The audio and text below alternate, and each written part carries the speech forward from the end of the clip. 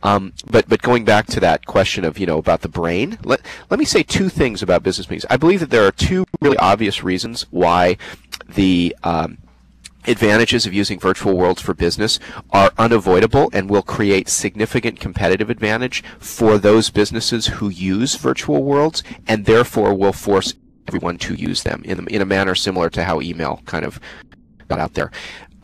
The first is that three-dimensional voice coupled with a visualization of a person has an extremely strong and positive neurological impact on you when you're using it. Now, everybody here probably just knows this because you're already using Second Life, but somebody needs to write a really good and detailed scientific study of exactly why this is and kind of put it up in black and white. But what's going on when you're sitting in a meeting in Second Life with 3D voice turned on is that your brain is doing something that in the real world it really does well and it really wants to do, which is you use the apparent direction and position of a speaker in space as a way of separating and understanding and remembering what they're saying better.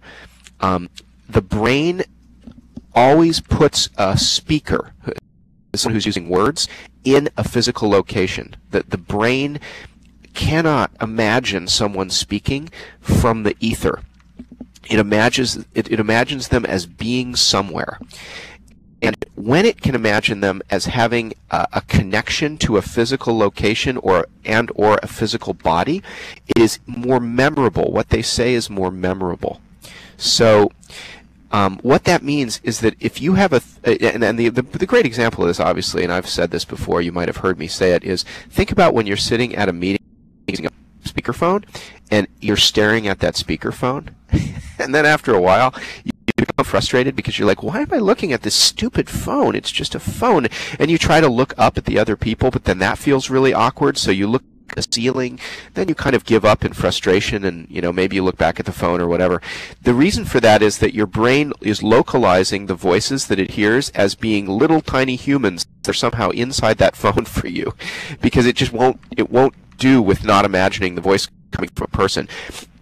And so what happens is, if there are multiple people on the other end of the line, your brain images them all as being kind of trapped inside that little phone, and that's really unpleasant, because when two people are right in the same exact space, when they're speaking to you from the same point in space, your brain has a hard time if they both speak at the same time. We've all had that experience of having two people talk on the speakerphone at the same time, and they basically kind of have to stop and collide and back off and wait and talk again, because they know that you, the listener, cannot understand when both of them talk at once. I'm successful. The second thing is this concept of the memory palace. If you've ever looked this up, it's a great thing to look up and read about, and I think there have been many scientific studies done on this. The memory palace idea is simply that right now we're standing in this rather odd location. I'm on a purple stage, cement surrounds or whatever. There's a big rail car connected, going to nothing, that says "Train for Success" on the side of it. There's these rather cool little sunshades over there in the distance that probably would fall over in real life if they were built. All of these things comprise what is essentially a unique context, a unique physical environment. So it turns out that unique physical environments are very powerful for the brain because they cause us to much better associate the sounds and communication that we're doing right now with the novel location.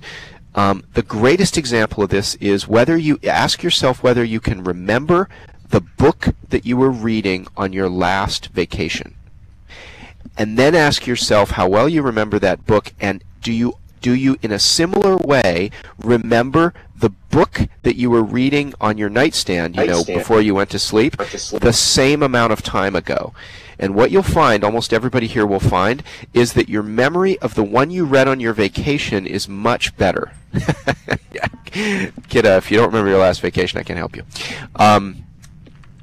But basically, if you read a book, if you communicate in an unusual environment, your brain is able to remember the communication much better.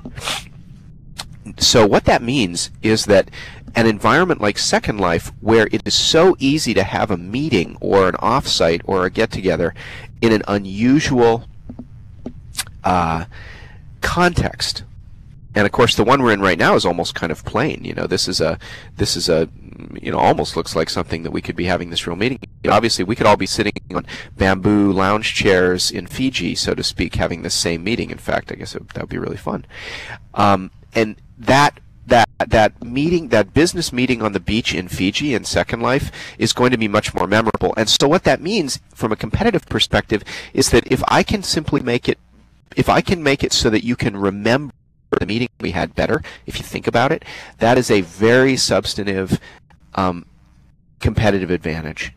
If businesses can communicate in a way where people have fun, sit in a context that's highly memorable, and are therefore able to, you know, repeat back the information months later somewhat better than somebody who went to a meeting in that same conference room that's, you know, down the hall from your office, there's a big win there. And I think that win is going to get turned into competitive advantages for businesses. So those are two things: 3D voice and this concept of memory and the memory palace and the ability to remember things that better if you're in a unique context. Those two things are going to comprise a very significant competitive business advantage. I guess the third one would just be the cost of traveling. Obviously, Second Life powerfully offsets the cost of traveling, and it's almost as fun as being there in real life.